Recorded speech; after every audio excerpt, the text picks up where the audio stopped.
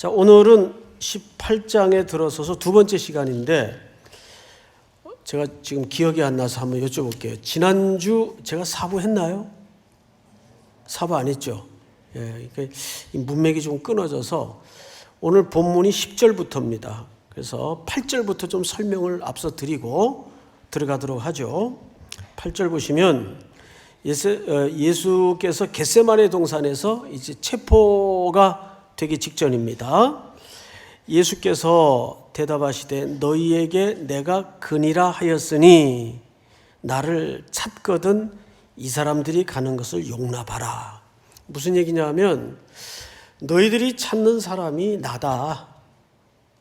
그리고 그 목적이 이루어졌다면 나만 잡아가고 여기 함께했던 제자들은 돌아가도록 허락을 해라. 이 뜻입니다. 그러니까 예수님은 물리력에 의해서 억지로 잡혀가는 것이 아니라 사실은 스스로 자신을 그 죽음에 내어 놓으시는 거죠. 그래야만 됐던 이유가 있습니다. 9절 보시면 이는 아버지께서 내게 주신 자 중에서 하나도 잃지 아니하였사옵나이다 하신 말씀을 응하게 하려 함이로라. 자, 앞을 잠깐 보실까요?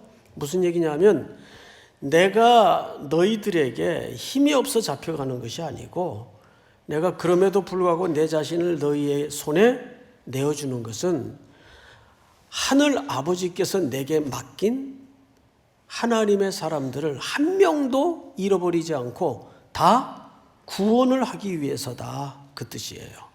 그 이유 때문에 내가 왔고 나는 그 이유 때문에 스스로 나 자신을 너희 손에 넘겨주는 것이다. 목적은 하나다. 아버지께서 내게 주신 자들에게 한 사람도 손상이 입히지 않고 다 구원해내기 위해서. 그 뜻이에요. 그리고 이제 오늘 본문을 보세요. 10절 이해라는 말은 대등 접속사입니다. 이게 무슨 경우 때 이 접속사를 쓰냐 하면 앞에 한 설명을 보충 설명하기 위해서. 그래서 지금부터 소개되는 몇 가지 이야기 토막은 그것을 설명하기 위해서, 앞의 내용을 설명하기 위해서 전개되는 흐름과 스토리라는 것을 염두에 두실 필요가 있다 그 말이에요. 자, 이에 시몬 베드로가 칼을 가졌는데 그것을 빼어 대제사장의 종을 쳐서 오른편 귀를 베어버리니 그 종의 이름은 누굽니까? 말고. 자, 앞을 보십시오. 다른 복음서에는 누가 칼을 빼어들었는지도 소개가 없고 그 제자 중 하나예요. 또 누구의 귀를 베었는지도 이름이 소개되어 있질 않아요. 근데 유독 요한만 이 두 가지를 다 밝힙니다. 요한이 베드로가 빼어들었고 말고라는 종이 귀배임을 당했다. 이걸 밝혀요. 그렇다면 요한은 이 사건을 굉장히 중요하게 봤다는 강조점이 됩니다. 우선 말고 입장에서 설명을 먼저 할 것이고 베드로 입장에서 설명을 뒤에 할 겁니다. 순서대로 이 설명을 좀 들어두시기 바랍니다. 말고라는 말은 영어 성경에 보면 말쿠스라고 되어 있어요. 말쿠스. 근데 이 이름이 놀랍게도 세머적 문법을 쫓자면 왕이라는 뜻이에요. 그러니까 이런 뜻이 돼요. 지금 왕으로 살아야 될 사람이 누구의 종노릇을 하고 있다는 얘기예요? 대제사장의 종노릇을 하고 있다는 얘기예요. 아니 대제사장의 종노릇 하는 게 나쁜가? 이 대제사장은 불법한 자들입니다. 그러니까 뭐의 종노릇을 하고 있다는 거죠? 불법한 자들의 종노릇을 하고 있다는 거예요. 누가? 말고란 이름이 뭐라고요? 왕으로 살아야 될 사람이 여기에 해학적 그림이 있어요. 이 말고는 누구예요? 우리를 얘기하는 거예요. 우리는 하나님에 의해서 에덴이라는 동산에 하나님의 왕국에 창조될 때부터 우리는 그 지역을 하나님께로부터 위임받아서 다스리는 뭘로 지음받은 겁니까? 왕으로 지음을 받았어요. 에덴 동산의 왕이에요. 첫 번째 아담은 왕으로 지음을 받았습니다. 그래서 다스리라 그런 거예요. 근데 그 왕이 지금 불법한 대제사장에 무슨 노릇을 하고 있어요? 종노릇을 하고 있어요. 이것은 범죄에서 타락에 빠진 인생의 전형적인 그림을 설명하는 거예요. 결국 예수님은 이걸 회복하기 위해서 오신 거죠. 그래서 말고의 귀를 만지셔서 다시 붙여주시죠. 그래서 다시 붙여주시는 거예요. 회복하기 위해서. 그래서 우리를 가르쳐 사도 베드로는 뭐라 그랬죠? 너희는 다 왕 같은 제사장이요. 누구의 은혜로 우리가 왕 같은 제사장으로 회복이 되죠? 그리스도의 은혜로. 그리스도의 은혜로. 그러니까 이 말고는 그런 해학적 그림을 상징적으로 담고 있는 존재입니다. 믿습니까? 이것은 우리의 모습이면서 우리의 회복이 어떠할 것임을 퍼포먼스로 보여주고 있는 거예요. 그러면 베드로의 입장에서 이제 시선을 돌려보자고요. 자, 베드로는 칼을 빼들었어요. 저라도 그랬을 것 같아요. 신의 상, 의리상, 어떻게 이때 가만히 있어요? 지금 주변의 제자들은 우물쭈물하거나 일부는 도망갔거나 지금 몇 사람 안 남아 있어요. 근데 지금 스승님은 불법한 자들의 야심한 밤에 횃불을 들고 예수님을 잡으러 왔단 말이에요. 스승을. 그런데 어쩌나 어떡하지 이러고 있어요. 뭐라도 해야 될 거 아니에요. 그 대표적인 인물이 누구예요? 베드로예요. 상당히 의리 있어 보이지 않으세요? 그런데 이 행위가 예수님에게 준엄한 꾸중을 받습니다. 도로 꽂아라. 그리고 이런 말씀을 하세요. 11절에 보니까 예수께서 베드로더러 이르시되 칼을 칼집에 꽂으라. 아버지께서 주시는 잔을 내가 마시지 아니하겠느냐 하시니라. 앞을 보실까요? 요한복음 13장에 보면 예수님이 제자들을 쭉 앉혀놓고 한 명 한 명씩 발을 닦아 나가세요. 근데 그 광경을 지금 베드로가 이렇게 보고 있어요. 야, 이건 아닌데 쟤들이 어쩌자고 그대로 발을 내밀고 있나? 이래서는 안 되는데. 그러다 드디어 자기 순서에 왔어요. 선생님, 아무리 그렇더라도 이건 아닌 것 같습니다. 절대 제 발을 못 씻깁니다. 저라도 또 그랬을 것 같아요. 저라도. 어떻게 저간이 발을 내밀고 어우 시원하다 그러고 그냥 있어요. 베드로가 사실 상식적으로 오히려 더 납득이 가죠. 근데 예수님이 뜻모를 얘기를 하십니다. 내가 네 발을 씻기지 않으면 너는 나와 상관이 없다. 너무 냉정한 얘기를 하세요. 그러니까 이번엔 베드로가 하여간 베드로는 이게 끝과 끝을 왔다 갔다 하는 데는 일가견이 있어요. 그럼 목욕도 시켜주십시오. 이렇게 된 거예요. 여러분, 이 세족식은 그때 13장쯤에 설교를 할 때 뭐라 그랬죠? 물론 다 잊었겠지만 이것은 단순히 겸손을 드러내기 위한 행위가 아니고 너희들은 이제부터 내 새로운 가족 공동체가 되는 것이다. 발을 닦아준다는 것은 이제 새로운 가족 공동체 너희가 나와 하나가 되는 것인 것을 확정하는 뜻이에요. 그런데 베드로는 이 영적인 고도의 의미를 이해했다는 얘기입니까? 못했다는 얘기입니까? 못했다는 얘기예요. 이해 못했어요. 그리고 죽음은 예수님은 거기서 죽음을 암시하고 있죠. 내가 죽어야 이 일이 이루어질 것이다. 그리고 이제 거의 그 끄트머리에 이르렀어요. 이번에는 칼을 빼들어요. 어딜 감히, 상당히 의리 있어 보이는데 신의나 의리가 기독교적 가치보다 앞설 수는 없어요.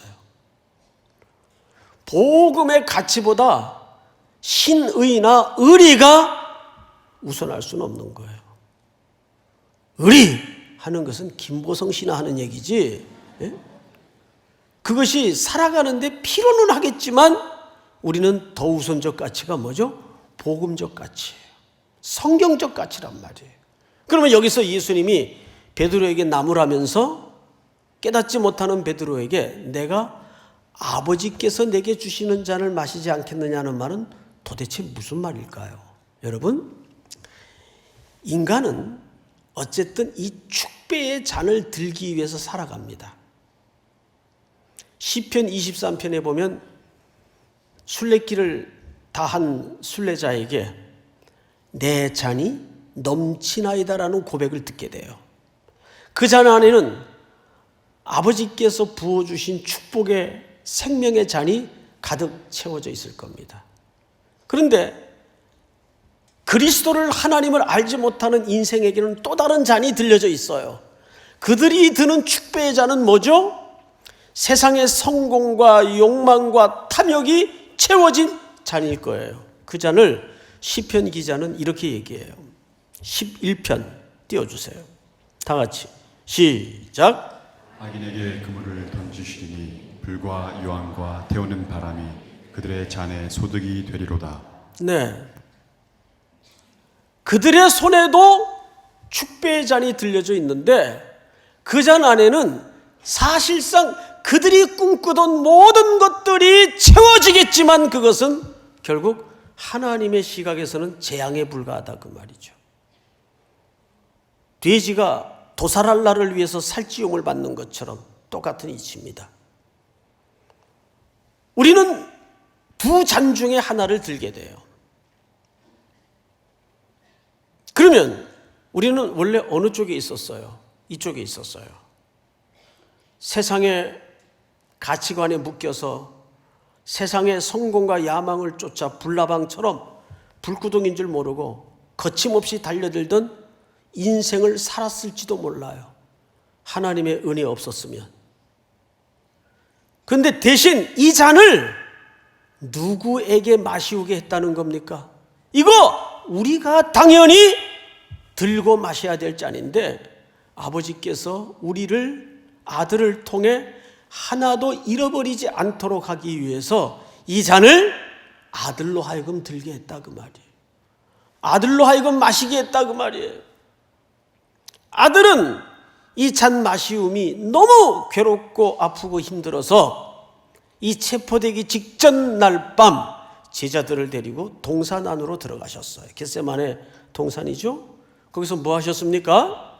제자들과 함께 밤이 맞도록 혹독한 기도의 시간을 갖게 됩니다. 하늘 아버지와 무릎을 맞대고 이렇게 기도하세요. 아버지, 지금이라도 할 수만 있다면 이 잔이 내게서 지나가게 하옵소서.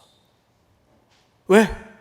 다가올 고통이 싫어서가 아니라 잠시라도 떨어질 아버지와의 결별이 너무 아프기 때문에 그게 너무 혹독해서 할 수만 있다면 이 잔을 내게서 지나가게 하옵소서.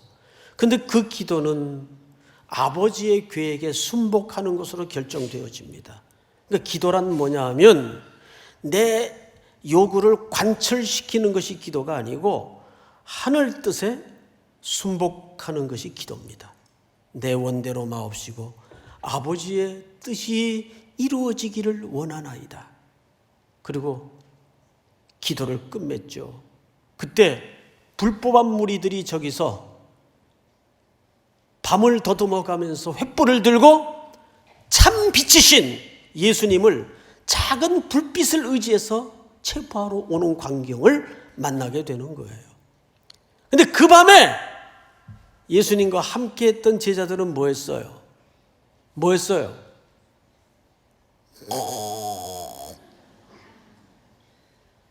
잠에 골아 떨어져 있었어요. 여러분, 따라서 합니다. 기도의 실패는 사명의 실패다. 기도의 실패는 사역의 실패요, 사명의 실패입니다. 제자들은 똑같은 장소에 똑같은 시간을 예수님과 가졌지만 예수님은 그 기도에 승리를 하셨어요. 그 승리는 아버지께서 내게 주는 잔을 내가 마시지 않겠느냐, 순종으로 끝이 났어요.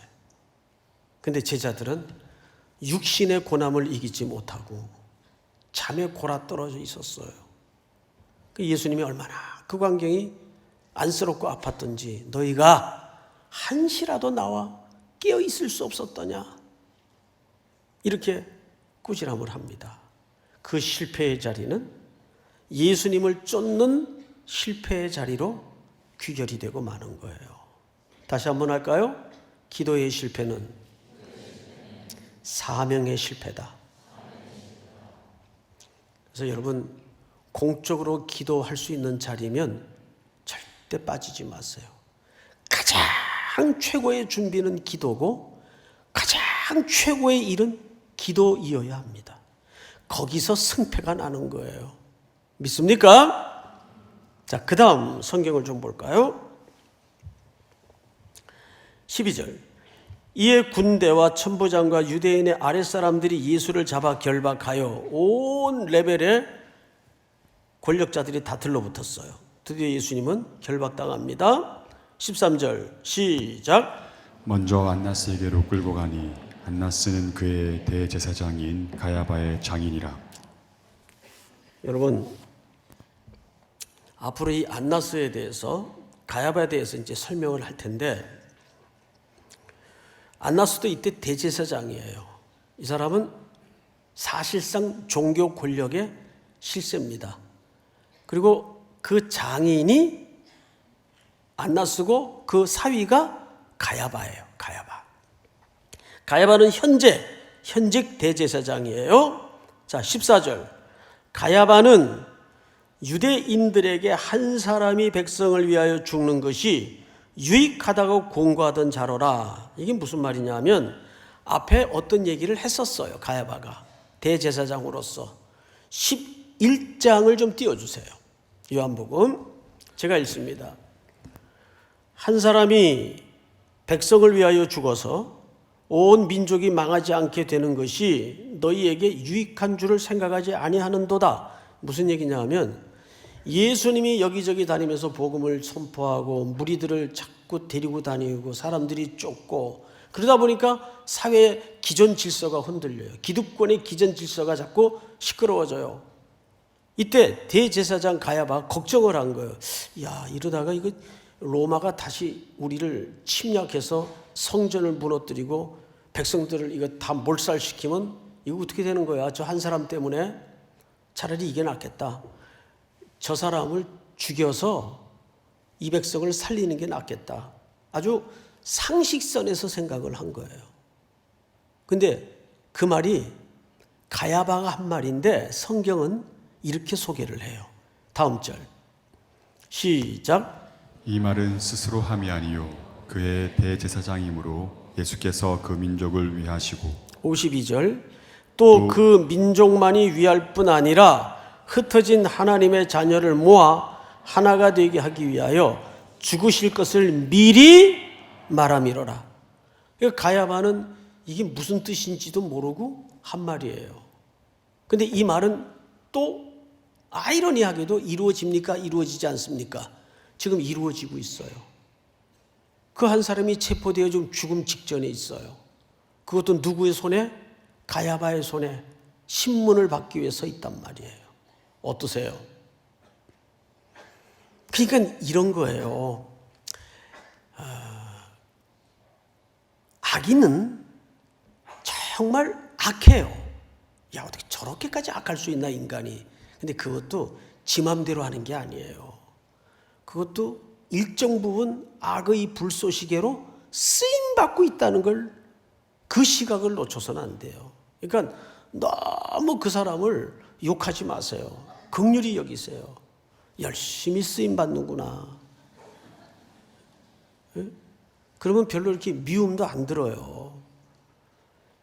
직장에도 보면 그런 유가 한두 명씩은 꼭 있잖아요. 야, 저 사람은 어떻게 사고 구조가 저래? 예?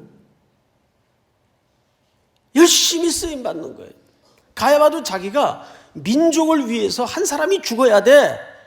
근데 정말 예수님은 그 민족을 뛰어넘어서 하나님이 자기에게 맡긴 영혼들을 살리기 위해서 지금 죽으셔야 했다고요. 그 말이 이루어지고 있어요. 52절이 그 말이에요. 다 같이 다시 한번 52절만 시작. 또 그 민족만 위할 뿐 아니라 흩어진 하나님의 자녀를 모아 하나가 되게 하기 위하여 죽으실 것을 미리 말함이로라. 누구 입을 통해서 하나님이 말씀하세요? 가야바의 입을 통해서. 가야바의 입을 통해서. 그리고 성경을 좀 보십시다. 15절. 시몬 베드로와 또 다른 제자 한 사람이 예수를 따르니 이 제자는 대제사장과 아는 사람이라. 자, 여러분 여기 베드로 이름은 나와 있는데 또 다른 제자 한 사람이 누굽니까? 아니 이왕이면 베드로 이름 밝혔으면 이 제자 이름도 밝히는 게 상식일 텐데 이 제자 이름은 안 써놔요. 성경 기자가. 이건 이 글을 쓴 자기 자신이기 때문입니다. 요한 자신이기 때문입니다. 그래서 뭐 학자들마다 조금씩 견해는 차이가 있어요. 어떤 학자는 이건 니고데모를 얘기하는 걸 거다. 아리마대 요셉을 얘기하는 걸 거다. 뭐 설이 많은데 오늘 오후에 설교해 주실 D. 카슨이라는 이 세계적인 신학자는 그의 책에서 사도 요한이라고 정확히 설명을 해놓습니다. 그런데 개연성으로 봐서 사도 요한이 사실은 정설입니다. 어쨌든 자기 이름을 밝히지 않아요. 이 제자는 자기 대제사장과 아는 사람이라 안면이 있었던 모양이죠. 예수와 함께 대제사장이 집들에 들어가고 이제 예수를 끌고 들어가니까 이 사람도 따라 들어간 거예요. 왜? 대제사장과 안면이 있었으니까 들어가고 이때 16절 베드로는 문 밖에 서 있게 돼요. 못 들어갔어요. 베드로는. 그러니까 대제사장을 아는 그 다른 제자가 나가서 문 지키는 여자에게 말을 해가지고 베드로를 데리고 들어옵니다. 그러니까 이 다른 제자가 요한이 베드로를 데리고 뜰 안으로 데리고 들어오는 거예요. 이때 그 문 지키는 여자가 여종이 베드로에게 말합니다. 너도 이 사람이 제자 중 하나가 아니냐? 이걸 헬라어 문법에 맞게 뉘앙스를 그대로 살리자면 이렇게 물은 겁니다. 너도 그 사람 제자인 것 같은데? 이렇게 물은 거예요. 문 지키는 여종이. 그러면 이 뉘앙스로 봐서 얘는 베드로가 예수님의 제자라는 걸 모르고 물은 겁니까? 알고 물은 겁니까? 이거 알고 물은 거예요. 보니까 저 사람 제자 맞는데? 아니야? 이렇게 물은 거예요. 이때 당황한 베드로가 딱 잡아댑니다. 첫 번째 부인이에요. 아니다. 자, 볼까요? 너도 이 사람의 제자 중 하나가 아니냐 하니 그가 말하되 나는 아니라 하고 18절 다 같이 시작. 그때가 추운 고로 종과 아랫사람들이 불을 피우고 서서 쬐니 베드로도 함께 서서 쬐더라. 여러분 불을 지폈고 불을 피웠다는 것은 이 시간이 야심한 밤이라는 뜻이에요. 그러면 재판과 신문은 이 시간에 절대 해서는 안 되는 불법의 시간이에요. 시간이 정해져 있어요. 공회도 소집되질 않았어요. 그러니까 모든 게 지금 불법으로 진행이 됩니다. 게다가 스승을 앞에 놓고 이 제자는 어린 여자아이 앞에서 첫 번째 부인이 이루어집니다. 그리고 그 서 있는 장소가 그 무리들이 추위를 피하기 위해서 피워놓은 숯불가에 서서 그들의 겹불을 쪼이면서 스승을 배반해요. 그런데 이 불이 안트라키아라는 말을 써요. 안트라키아. 이 안트라키아라는 말은 정확하게 요한복음 21장 9절에 이렇게 소개됩니다. 띄워주세요. 시작. 육지에 올라보니 숯불이 있는데 그 위에 생선이 놓였고 떡도 있더라. 자, 예수님이 좌절해서 고향으로 내려가 다시 그물질을 하고 있는 뿌연 새벽에 해변가에다가 뭘 피워놔요? 숯불을 피워놔요. 이 단어가 안드라키아입니다. 이것은 영화 기법상 기호와 같은 암시장치예요. 베드로가 새벽녘에, 아직 동이 트기도 전 새벽녘에 이 숯불을 봤을 때 베드로의 뇌리에 뭐가 쑤시게 아파왔을까요? 이 뜰에 그날 밤 새벽이 밝아오기 전에 겹불을 쬐며 스승을 부인하던 자기의 모습이 얼마나 몸서리치게 떠올랐을까요? 예수님은 아무 말 없이 그 숯불을 피워놓고 밥 먹자. 오늘식으로 얘기하면 밥은 먹고 다니니? 그렇게 물은 거예요. 밥은 먹고 다니니? 밥 먹자. 여러분, 근데 이 배반의 장면을 또 한 군데 보십시다. 25절 보세요. 시몬 베드로가 서서 불을 쬐니 안드라키아입니다. 여기서 불도, 역시 이 불도 불법한 무리들이 불법한 시간에 피워놓은 추위를 피하기 위한 그 겹불을 베드로도 쪼이면서 사람들이 물었죠. 너도 그 제자 중 하나가 아니냐? 베드로가 부인하여 이르되 나는 아니라 하니. 여러분, 그리고 27절을 한번 같이 볼까요? 시작. 이에 베드로가 또 부인하니 곧 닭이 울더라. 그 유명한 닭 얘기가 나옵니다. 닭 얘기. 닭은 우리 손민 선수가 뛰고 있는 토트넘의 심벌이죠. 예. 이 닭에 대해서 너무 이렇게 의미를 두지 마세요. 그러니까 바로 이 닭소리를 듣고 닭소리 때문에 베드로가 회개를 한 게 아닙니다. 그때 닭이 울었을 뿐이에요. 예수님의 예언이 성취되는 것을 정확히 설명하기 위해서. 자, 그러면 지금 우리는 요한복음 오늘 18장에서 두 군데서 세 차례에 걸쳐 부인하는 가장 사랑했던 제자의 배반에 너무 뼈아픈 모습을 보았어요. 근데 그 기록, 양쪽 기록 사이의 가운데 토막에 어떤 이야기가 설치되어 있는가를 봐야 돼요. 마치 샌드위치처럼. 자, 18절을 보세요. 바로 그 샌드위치 가운데 부분에 해당하는 기록들이죠. 19절. 대제사장이 예수에게 그의 제자들과 그의 교훈에 대하여 물으니, 그리고 24절로 가서 다 같이 시작. 나스가 예수를 결박한 그대로 대제사장 가야바에게 보내니. 자, 앞을 보실까요? 그 여기만 해도, 이 본문만 해도 벌써 대제사장이 몇 명 등장합니까? 2명 등장해요. 19절에 말한 대제사장은 안나스, 장인을 얘기하는 거예요. 근데 그 장인을 여기 둘러서 있는 사람들이 뭐라고 부르고 있습니까? 대제사장이라고 부르고 있어요.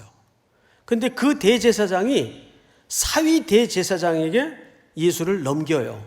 그러니까 안나스에게서 가야바로 넘어가는데 둘 다 이 시대의 대제사장으로 불리워지고 있다 그 말이에요.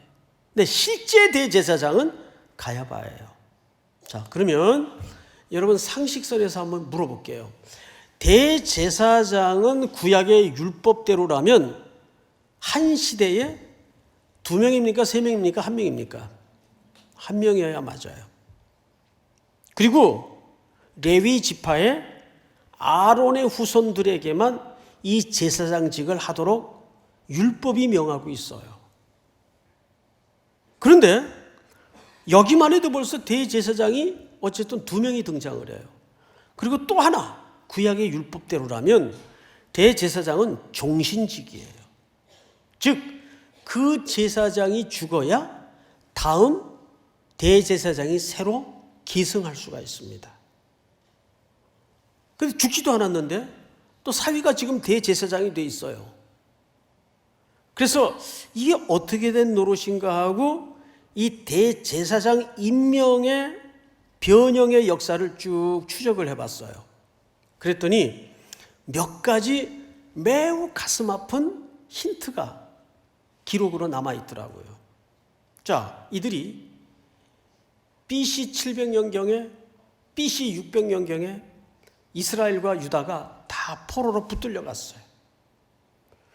그러고 나서 해방 후에 느헤미야를 통해 에스라를 통해 스룹바벨을 통해 이들이 고토로 돌아와야 되는데 백성들은 다 신앙의 자유를 찾아 무너진 황폐한 고향 땅을 돌아와요. 그런데 너무너무 가슴 아프게도 대제사장 혈통들이 돌아오질 않아요. 왜요? 이미 그들은 그 바벨론이라는 문명의 세계에서 물질의 호화로운 매력에 빠져 있기 때문에 돌아오지 않는 거예요. 그때부터 이 대제사장직은 돈으로 거래가 되어서 임명이 되어지기 시작합니다. 그리고 금품수수가 일어나요. 그러니까 성직 매매가 이 제사장직을 통해서 벌어져요. 그럼 그게 무슨 얘기가 됩니까? 그들의 타락은 이스라엘 종교의 타락을 가져왔고 많은 스캔들이 벌어져요. 특별히 안나스는 로마 총독에 의해서 임명된 제사장이에요. 가장 끔찍한 사례죠. 대제사장직을 주군에 해당하는 로마 권력이 임명을 해요. 그런데 안나스는 워낙 줄을 잘 타는 사람이에요. 그래서 사바사바 해가지고 자기가 나쁜 스캔들로 파직이 되니까 그 5 아들들에게 이 제사장직을 조금씩 하도록 1년, 2년 하도록 물려주다가 그 아들마저도 실패를 해요. 그러니까 이제는 누구에게까지 제사장직을 계승한 겁니까? 사위까지 제사장직을 대물림한 거예요. 이 정도 되면 이 집안이 한 몇십 년을 제사장직만 해먹습니다. 이 집안이. 그럼 이미 이때는 대제사장직의 기능을 잃어버렸다는 얘기예요. 정치 권력의 자리가 되었다는 얘기예요. 그래서 로마 총독이 이 직을 임명을 하고 서로 기브앤테이크가 이루어집니다. 그리고 이들은 지금 대제사장으로서 누구를 신문하고 있어요? 진정한 참된 대제사장이신 예수 그리스도를 신문하고 있어요. 누가? 가짜들이. 이게 세상의 아이러니예요. 가짜들이 조그만 횃불을 들고 참 빛이신 예수 그리스도를 체포하러 오지를 않나. 불법한 시간에 불법한 장소에서 불법한 대제사장들이 참된 대제사장을 지금 수치를 주고 모욕을 주고 신문을 하고 있어요. 나중에 어떤 일이 벌어지는가? 성경을 좀 보십시다. 20절 예수께서 대답하시되 내가 드러내놓고 세상에 말하였노라. 모든 유대인들이 모이는 회당과 성전에서 항상 가르쳤고 은밀하게는 아무것도 말하지 아니하였거늘 어찌하여 묻느냐. 내가 무슨 말을 하였는지 들은 자들에게 물어보라. 그들이 내가 하던 말을 아느니라. 22절 시작. 이 말씀을 하심에 곁에 섰던 아랫사람 하나가 손으로 예수를 쳐서 이르되 내가 대제사장에게 이같이 대답하였느냐 하니. 예, 여기 이 사람들도 안나스를 대제사장으로 부르고 있죠. 근데 이 아랫사람들이 예수님을 어떻게 했어요? 때려요. 예수님을 때립니다. 그리고 19장 3절을 보세요. 앞에 가서 이르되 유대인의 왕이여 평안할지어다 하며 손으로 때리더라. 이건 빌라도의 신문 앞에 벌어졌던 일이에요. 계속 예수님은 매를 맞습니다. 여러분, 이것은 아프라고 때리는 의미보다는 수치와 모욕을 주는 거예요. 이스라엘 사람들은 가장 생명 같은 문화가 체면 문화예요. 근데 이렇게 수치와 모욕을 거짓 대제사장 앞에 신문당하며 기꺼이 자기 목숨을 십자가에 내어주기 위해서 걸어가신 예수님 중앙에 놓고 이 샌드위치 구조처럼 양쪽에서 베드로가 3차례에 걸쳐 이 스승을 어떻게 하죠? 배반합니다. 모릅니다. 난 아닙니다. 여러분, 이거는 시간적 배열이 아니라 의도적 배열이에요.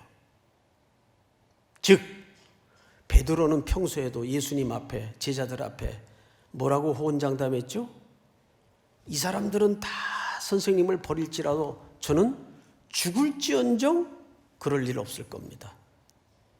이 신실하지 못한 제자를 향해서 여전히 신실하신 예수님의 사랑은 자기를 기꺼이 십자가에 내어놓으시는 거예요. 이 대조를 드러내고 싶었던 겁니다. 여러분, 그러면 우리는 결론으로 이 이야기를 통해서 뭘 건져내야 될까요? 우리는 배반하지 말아야 되겠다. 그 정도일까요? 아닙니다. 인간이 그런 결심으로 그렇게 괜찮은 사람이 될 수가 없습니다. 오늘 이 자리에는 깊은 낙심, 자기 절망, 자기 한계 앞에 서서 내가 그렇지 뭐, 이런 신앙생활을 가장 방해하는 게 교만이 아니라 낙심이에요. 좌절이에요. 좌절만큼 무서운 교만이 없어요. 우리는 이 사건을 통해서 그쪽의 시선보다는 오히려 나는 좌절할 수 없는 근거에 서 있구나. 이 제자를 끝까지 부활하신 주님이 추적하셔서 그 디베랴 바닷가에서 숯불을 피워놓으시고 물었던 질문 하나는 딱 한 가지예요. 너 나 사랑하니? 너 지금도 나 사랑하니? 이 모든 것들보다 너 나 사랑하니? 이렇게 물으셨어요. 체면불구하고 베드로는 3번에 걸쳐 같은 대답을 합니다. 아가파스메, 아가파스메, 아가파스메. 무슨 뜻일까요? 우리는 내가 무너질 수 없고 실패할 수 없고 좌절할 수 없는 그 기초와 근거가 내 수준에 있지 않다는 걸 발견해야 돼요. 예수 그리스도의 십자가에 죽으시는 그 끝까지 내 생명을 위해서 책임지시는 그리스도의 사랑의 신실함에 내가 서 있구나. 내가 좌절할 이유도 없고 실패할지라도 나를 다시 일으키시고 건지시는 그리스도의 성실한 사랑 앞에 내가 묶여 있구나. 다시 눈물을 머금고 일어설 수 있는 진짜 용기가 여기에서 시작되는 거예요. 십자가에서 나를 위해 죽기까지 사랑하신, 아침마다 새로운 은혜로 내게 부어주시는 하나님의 성실 앞에, 그분이 나를 위하여 얼마나 성실하신 분이며 그 성실하심이 얼마나 나를 위하여 진득하신 분인가를 우리가 붙들고, 나를 바라보면 좌절투성이고 절망투성이일지라도 그것이 내가 이 땅에 서 있을 이유도 안 되고 근거도 안 된다는 겁니다. 우리의 기초와 우리의 근거는, 새로운 출발은 십자가 앞에서, 십자가 앞에서 내 삶의 이유를 새롭게 발견하는, 그분이 나를 여기까지 사랑하셨구나. 믿습니까?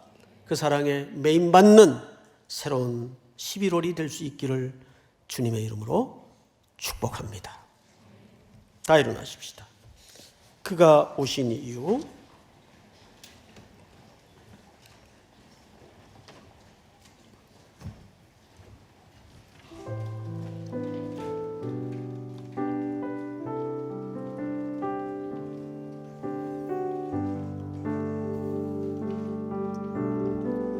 이 세상 가장 아름다운 순종의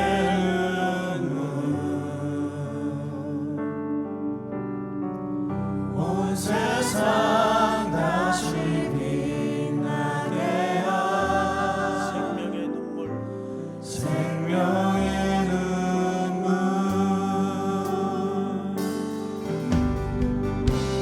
그가 이 땅에 오신 이유 죽어야 살게 되고 져야만 승리하는 놀랍고 영원한 신비 지신 그대로 회복시 우리의 창조주 그리스도, 우리의 창조주 그리스도 십자가의 길로 아버지 뜻 이루셨네. 그가 이 땅에 오신 이유 이제 우리에게 맡겨진 그 소망, 그 사랑, 그 생명, 맡겨진 그 소망 그 사랑 그 생명 아름답고 눈부신 십자가의 길 우리가 이 땅에 살아갈